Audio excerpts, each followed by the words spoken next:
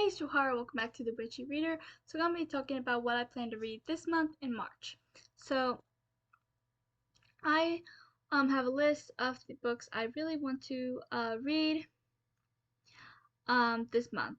I hope I can read all of them. I'm not entirely sure, so do not um, hold me to this. Because I do have a bit of a lot. Well, it might not. Well, yeah, it's kind of a lot. But at the same time, a lot of them I plan to read on audiobooks while I'm at work, which I listen to audiobooks a lot while I'm working, so it shouldn't be that hard if I do that. But we'll see. So I'm actually currently listening to Saint Juniper's Folly. I started it. When did I started it Friday at work. Was Friday the first? Or was it 31st? I don't remember. So, anyways, so I am about halfway done with it, maybe a little bit over. Um, and I'm actually really enjoying it.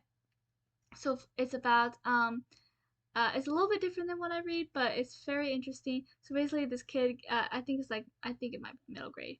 Um, actually no, it might be YA. I don't know.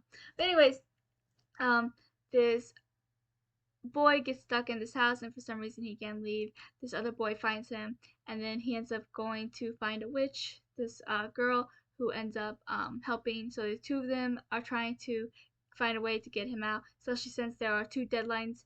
There was the deadline of, because he's a foster kid, of when DCF, I think it was, is coming to do a wellness check or something, so they need to get him out before then. But they're planning on tearing the house down, so they obviously need to get him out before that happens.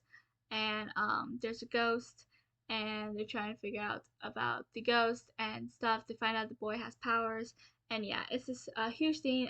There's a cute little romance with the two boys, and I like the friendship between all three of them. And yeah, definitely recommend. It's really good so far. I also have Oathkeeper by Ellie Lieberman and Solving for X by Ellie Lieberman. Solving for X I've been meaning to read the last 2 months, but because, you know, how life is sometimes, I haven't been able to. I'm hoping to this month, but still don't hold me to it. Oathkeeper I think I'll be able to read because it's a novella. I don't know how big Solving for X is. I'll have to check. But yeah, both I really want to read. Both seem very interesting. So yeah. I also want to read A Good Girl's Guide to Murder, which I technically did start a little while ago.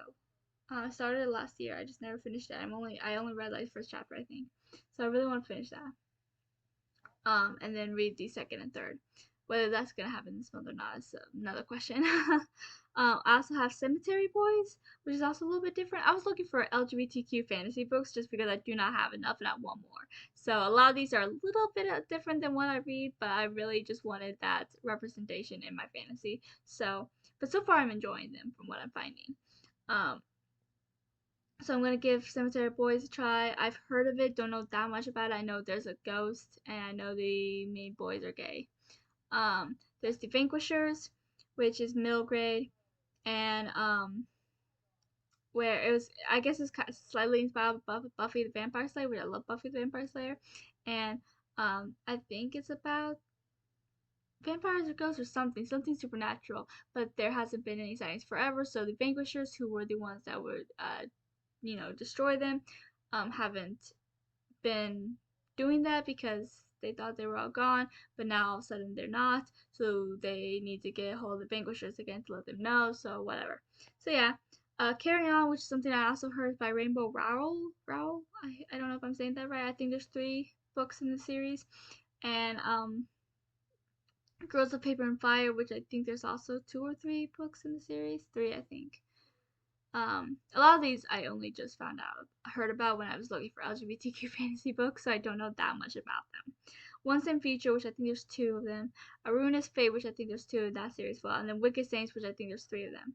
So a lot of these I don't actually know that much about because I only just have found out about them when I was looking for LGBTQ fantasy books. But I'm hoping I enjoy them because I need more LGBTQ fantasy books in my life. um, but yeah, I have, like I said, I have 2 indie books in my um uh list. I want to read more. I just don't know if I'll be able to do that this month.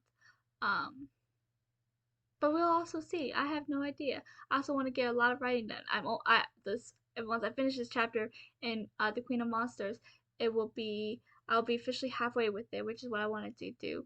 And then I want to finish the 7th and 8th novellas and get those published. And the next month I want to finish the 9th and 10th novellas, and then that'll be the end of the novellas. No idea if I can do it, but we shall see. Um, so I definitely want to get a lot of writing done. So I don't know if I'll be able to read that many indie books, because the only reason why I think I can read as many books I have on this list is because they're audiobooks, and since I have to work anyways, I can just listen to them as I work. Um, but indie books is a little bit different because I obviously have to read them. So I don't know, but I'm going to try, and we shall see. But I definitely want to read more indie books, which I've been doing pretty good about up until the last couple months, just because things are hectic. But yeah, so please like, subscribe, and comment what you plan to read January or Jane. It is past January. Ugh. March. It is March. It is no longer January. It is March.